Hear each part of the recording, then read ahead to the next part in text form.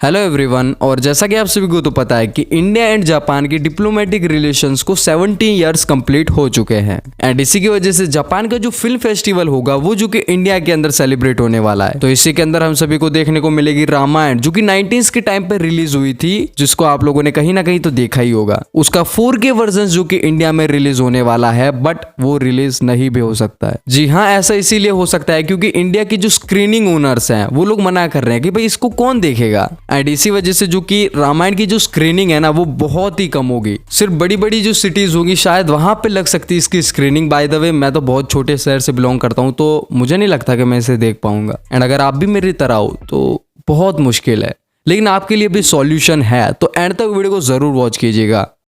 अब बात करते हैं युगो साको की। अगर आप इन्हें नहीं जानते तो कोई बात नहीं, अब जान जाओगे। तो आप जिस रामायण को देखना चाहते हैं वेल ये इन्होंने ही बनाई थी। तो हुआ क्या था कि 90s के टाइम पे ये इंडिया आए थे और इंडिया में इन्होंने रामायण को पढ़ा एंड रामायण से इतने प्रभावित हो गए कि इन्होंने सोच लिया कि मैं इस पे रामायण पे एनिमी बनाऊंगा। अब आप लोग सोच रहे होंगे कि सिर्फ एनिमी ही क्यों? तो उनका कहना ये था कि अगर मैं किसी इंसान को एज ए राम दिखाऊंगा तो उसमें कुछ ना कुछ तो कमियां निकलेगी ही। एंड जैसा कि आप सभी को पता है कि एनिमी के अंदर रियल कैरेक्टर तो होता नहीं है, तो एनिमी ही परफेक्ट रहेंगी रामायण को डिस्क्राइब करने के लिए। तो इसी वजह से उन्होंने सोच लिया कि मैं रामायण पे एनिमी बनाऊंगा। और 8 सालों की रिसर्च के बाद, लिटरली 8 सालों की रिसर्च के बाद इन्होंने रामायण को बनाना शुरू किया। एक इंसान जो कि इंडिया का है ही नहीं, लेकिन इंडिया के कल्चर को वो इतना रिस्पेक्टफुली वर्ल्ड के सामने प्रेजेंट करना चाहता है। आप लोग बिलीव नहीं करोगे, ये मूवीज हर जगह रिलीज हुई थी सिवाय इंडिया के, क्योंकि उस टाइम पे इंडिया में दंगे चल रहे थे एंड गवर्नमेंट को ऐसा लगा कि अगर इस एनिमी को अभी रिलीज किया जाएगा तो हिंदुओं की भावनाओं को ठेस पहुंचा सकती है। क्योंकि आप सभी को पता है कि उस टाइम पे बच्चों के लिए एनिमीज बनाई जाती थी एंड अगर भगवान श्री राम को एनिमीज के रूप में देखना, कहीं दंगा बढ़ ना जाए, इसी वजह से गवर्नमेंट ने एनिमी को थिएटर में रिलीज नहीं किया।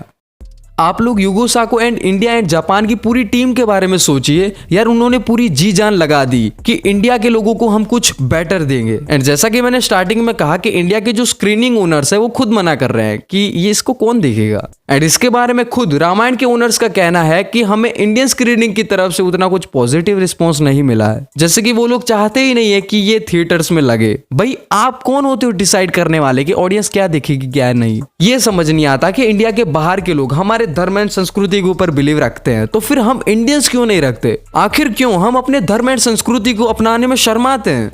अभी तक ना तो ये पता चला है कि रामायण इंडिया में कब रिलीज होगी और ना ही उसकी हिंदी डबिंग भी हुई है, क्योंकि हिंदी डबिंग के ऊपर कुछ कंफर्म आया ही नहीं है। आप बैकग्राउंड में इसका 4K ट्रेलर देख सकते हैं, बट ये हिंदी में नहीं है, इंग्लिश में है।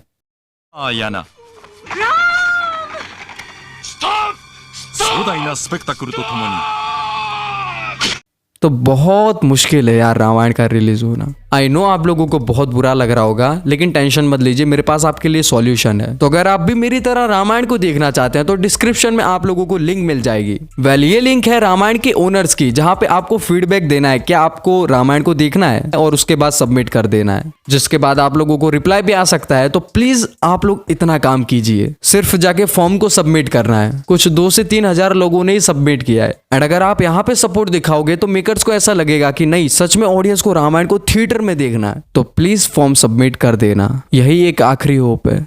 एंड वीडियो एंड करने से पहले प्लीज कमेंट सेक्शन में थैंक यू लिख देना जापानीज एंड इंडियन एनिमेटर्स के लिए।